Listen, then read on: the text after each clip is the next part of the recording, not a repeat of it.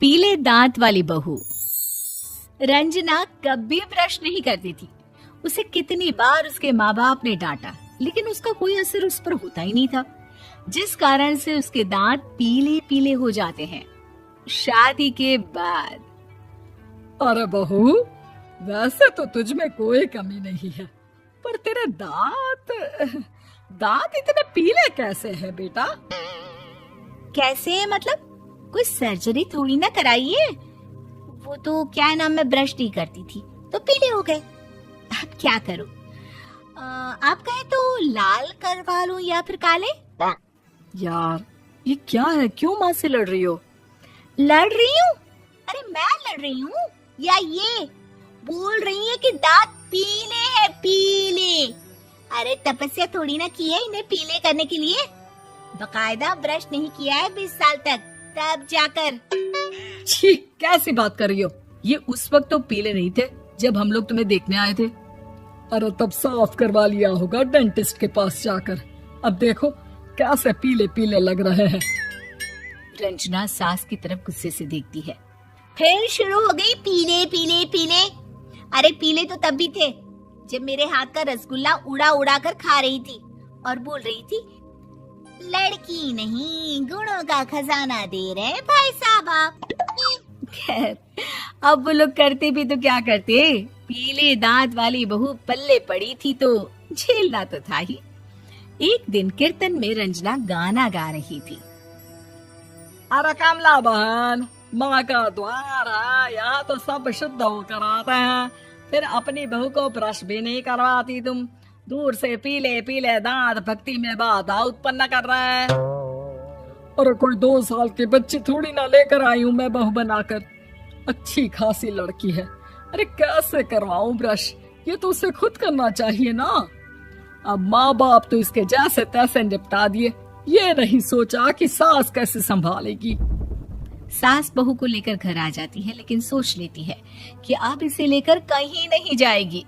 अगले रोज बहू कहती है, अरे क्या हो गया, मंदिर नहीं जाना क्या?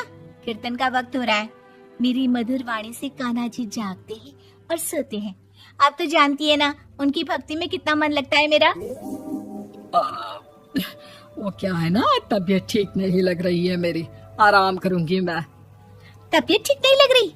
अभी तो मिथुन के गाने पर नाच रही थी आप, और अब बोल रही है कि तबीयत ठीक नहीं लग रही। अरे भक्ति में मन लगा लो सासू माँ, ऊपर जाना है, क्या मुंह दिखाओगी आप? हाँ? सास को बहू की बात पर गुस्सा आ जाता है। मैं क्या मुंह दिखाऊंगी, इसकी चिंता तो ना कर, समझी?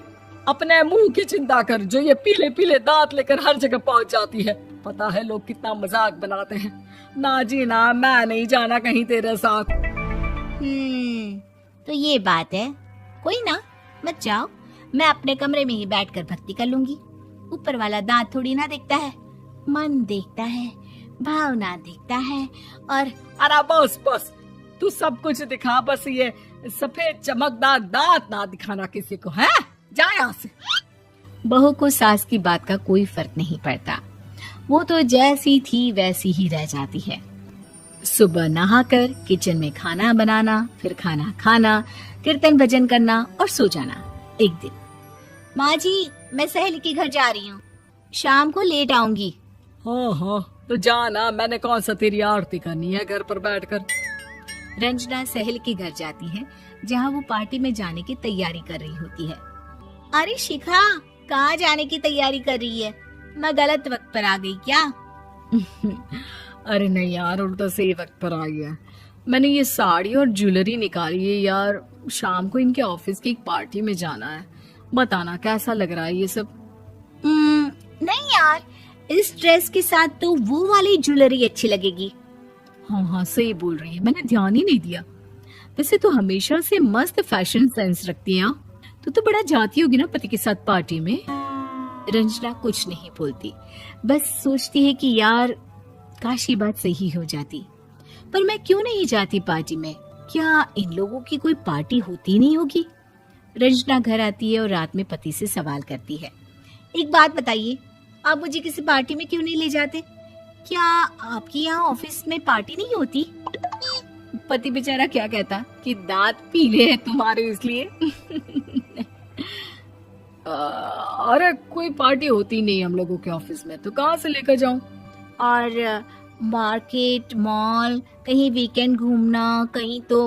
अरे यार सारे हफ्ते में एक छुट्टी मिलती है, तो सोचता हूँ कि आराम ही कर लूं। क्यों?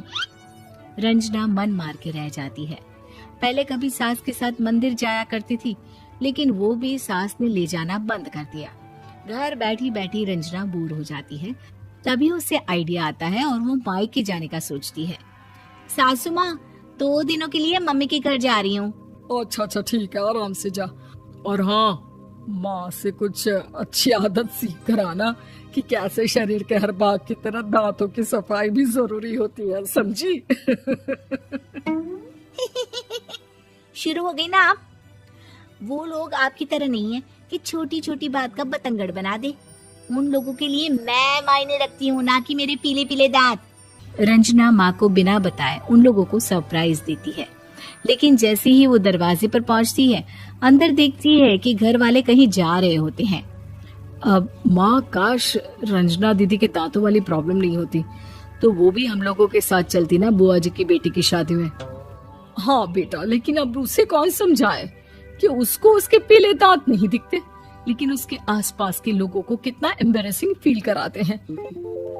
मुझे तो कितनी बार उसके स्कूल की टीचर ने शिकायत की कि उसके साथ कोई लड़की बैठना भी नहीं चाहती, और ना ही कॉलेज में कोई उससे बात करना चाहता था।